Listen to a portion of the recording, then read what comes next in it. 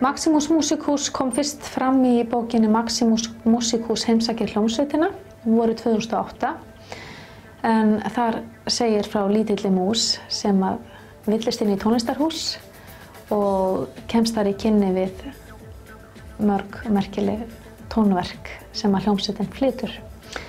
Það fylgdi geisladiskur bókinni þar sem að Sinfóníuhljómsveit Íslands leikur þau verk sem að koma fyrir í sögunni og sagan er lesin. Og svo flutti Sinfóníuhljómsveitin tónleikaprógram sem var byggt á bókinni. Og þetta sló allt saman vel í gegn og bókin var mest selda bók ársins 2008 og það þurfti að bæta við mörgum aukatónleikum hjá hljómsveitinni vegna vinsælda. Hallfríður Ólafsdóttir, flautuleikari í Sinfóníuhljómsveit Íslands, skrifaði bókina og hún var myndskreytt af Þórarni Má Baldursinni sem er lágfiðluleikari í hljómsveitinni. Og það var haustið 2008 sem að Hallfríður fékk mig til liðs við sig með það að markmiði að koma Maximusi á framfæri erlendis og þróa vörur og fræðsluefni sem hann byggir á músinni. Þetta hefur gengið vonum framar því að hann hefur þegar komið fram í Concertgebouw tónleikahúsinu í Amsterdam sem er eitt af svona þekktari tónleikahúsum í heimi og núna síðar í mánuðinum verður Maximus á dagskrá hjá Melbourne Sinfóníunni í Ástralíu og einhvern tímann svipað leyti kemur bókin út í öllum þýskumælandi löndum og í Ástralíu. En hún er þegar komin út í Suður-Kóreu. Þannig að við erum komin með nokkuð góðan grundvöll til þess að byggja frekari vöruframleiðslu á. Ég held að Hallfríður hafi strax fundið að hún var með eitthvað gott efni í höndunum þegar hún var að skrifa þessa sögu. Og sérstaklega hefur hún sagt mér á fyrstu tónleikunum þar sem að börnin sátu í andakt og það mátti heyra sönnál detta á tónleikunum sem er nokkuð óvenjulegt á svona barnatónleikum þar sem þú ert með fullt hús af börnum. En ég fann það líka þegar hún fór að kynna þessa vöru fyrir mér að þetta væri eitthvað sem væri hægt að þróa í ýmsar áttir og mér fannst það spennandi að takast á við það.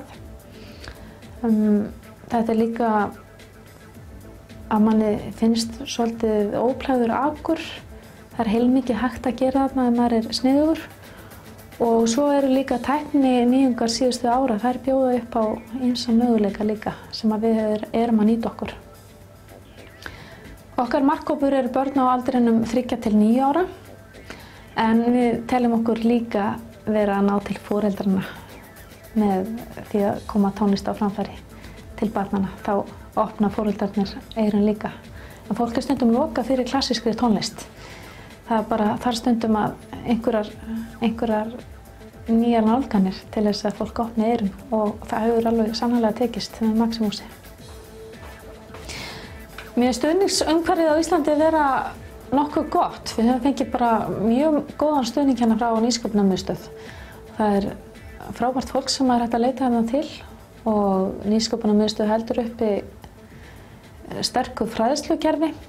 Sýnist manni þó ég hafi reyndar ekki getað sótt það nægilega mikið sjálf en mér finnst oft vera spennandi fyrirlestrar þar í boði. Og svo höfum við allavega fengið inni í Kveikjunni í Hafnarfirði þannig að það hefur reynst okkur mjög vel, bæði svona bara huglægt að geta mætt í vinnuna og sest við skrifborð sem er ekki inn í svefnherberginu manns eða inn í stofu heima. En svo líka bara að vera umgangast aðra frumkvöðla.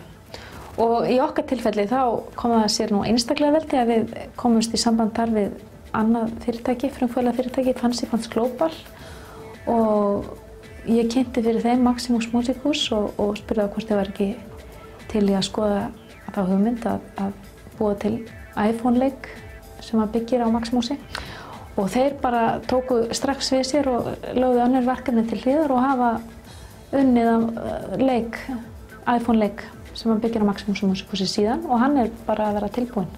Verður fáanlegur í Apple netverslunum á næstu vikum. Við sjáum fyrir okkur að Maximus Musikhus verði þekkt persóna í flestum löndum heims. Hugsum stórt.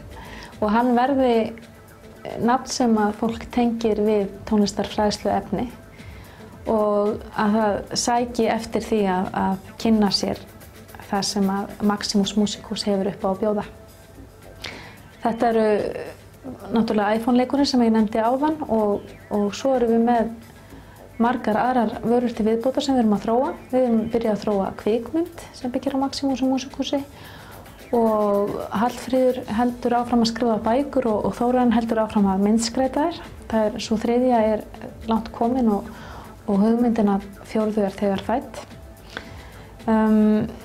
Við erum að hefja þróun á vefsíðu sem að verður með fræðsluefni í áskrift, tónlistarfræðsluefni, gagvirt sem að við erum að vinna með Fancy Pants Global og ýmislegt fleira sem að er í bígerð. Þannig að það er aldrei að vita, þetta gæti jafnvel tekist einhvern tímann.